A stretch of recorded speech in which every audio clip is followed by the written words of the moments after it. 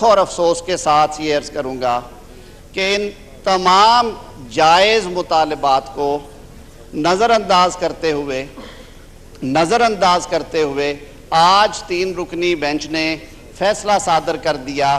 اور انہوں نے الیکشن کمیشن نے جو الیکشن شیڈیول میں رد و بدل کیا تھا یا واپس لیا تھا، الیکشن کمیشن کے اس اقدام کو کالعدم قرار دیتے ہوئے خود ہی شیڈیول جاری کر دیا،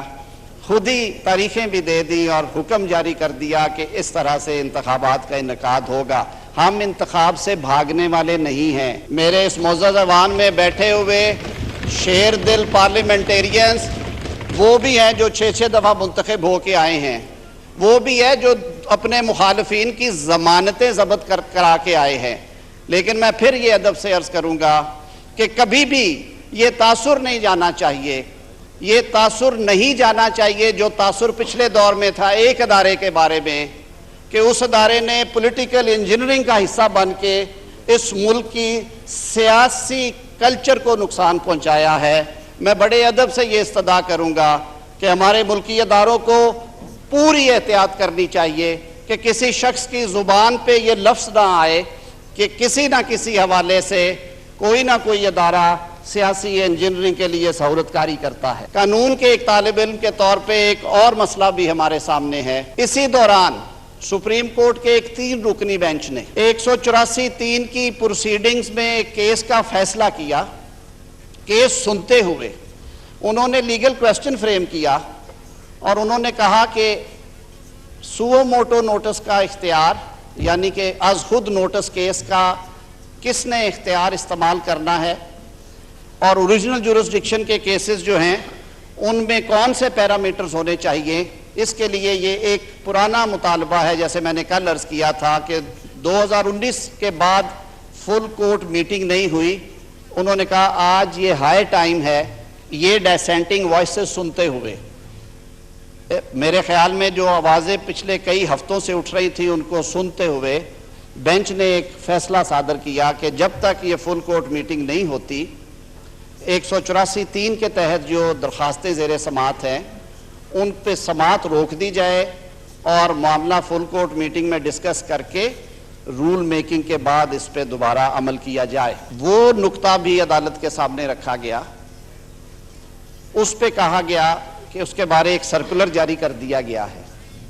ایک جوڈیشل ڈیسیژن کو ایک انتظامی سرکولر کے ذریعے رد کر دیا گیا ہے۔ آج جب یہ فیصلہ سنا دیا گیا اس جوڈیشل ڈیسیژن کے ہوتے ہوئے اور یہ کہتے ہوئے کہ اس جوڈیشل ڈیسیژن کا اس پہ کوئی بیرنگ نہیں ہے، اس کا کوئی اثر نہیں ہے، لیکن حیرانگی کی بات ہے کہ پھر ایک اور 6 رکنی بینچ بنا دیا گیا جس نے 1 گھنٹے کے بعد اسی ڈیسیژن کو جو 3 رکنی سینئر پیونی جج صاحب نے صادر کیا تھا، ایک 6 رکنی بینچ جس میں سینئر ججز کی موجودگی میں انہیں نظر انداز کرتے ہوئے ایک بینچ تشکیل دے کے اس ڈیسیژن کو ختم کیا گیا، وہ پروسیڈنگز کلوز کی گئی۔ میرا یہ سوال ہے کہ ہم کس ڈائریکشن میں جا رہے ہیں؟ ایک طرف تو یہ کہا گیا کہ اس ڈیسیژن کی کوئی حیثیت نہیں ہے، قانون تھوڑا سا بھی پڑھنے والا یا نہ پڑھنے والا بھی یہ پوچھے گا کہ اگر اس ڈیسیژن کی کوئی حیثیت نہیں تھی تو پھر یہ 6 رکنی بینچ بٹھا کے اس کو ٹرن ڈاؤن کرنے کا، اسٹرائک ڈاؤن کرنے کا، اس کو کنکلوڈ کرنے کی کیا ضرورت تھی کہ اتنے اہم آئینی اور قانونی مقدمے میں اس طرح کی عجلت جو ہے،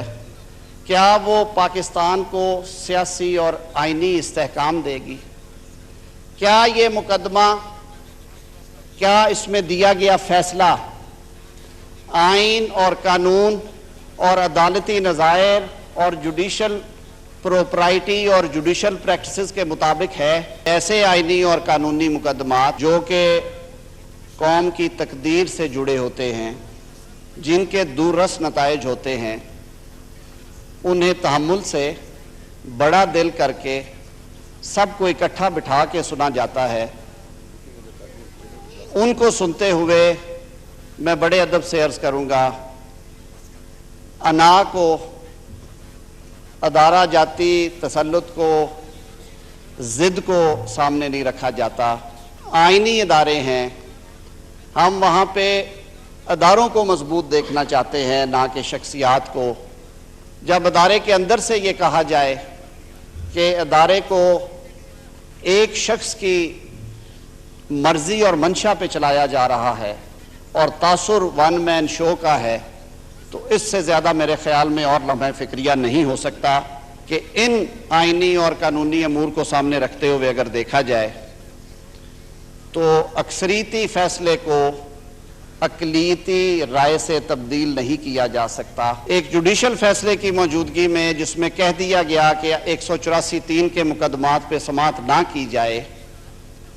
اس کی موجودگی میں جوڈیشل سائیڈ پہ ایک دوسرا فیصلہ دینا بھی جوڈیشل پروپرائٹی کے حوالے سے مناسب نہیں ہے، اور اس فیصلے کو جس انداز میں کیا گیا ہے اس انداز سے کم از کم ایک سیٹلڈ جوڈیشل پرنسپل جو ہے، جو پروپرائٹی اور ایکوٹی کا پرنسپل ہے، that justice should not only be done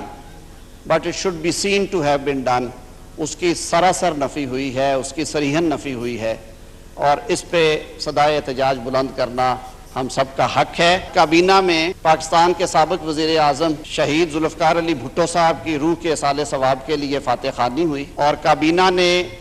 مجھے یہ ذمہ داری سونپی کہ میں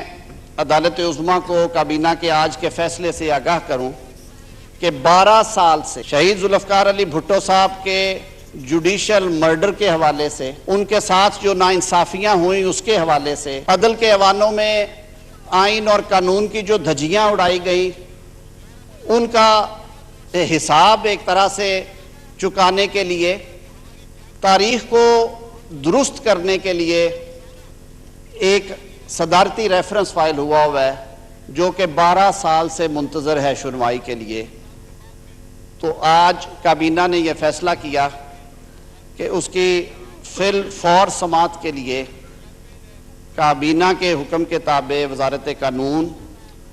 عدالت عظمیٰ کو چٹھی لکھے، شاید اسی بہانے میری معزز عدالت اکٹھی بیٹھ جائے اور وہ سارے اکٹھے بیٹھ کے اس تاریخ ساز غلطی کا مداوع کر سکے۔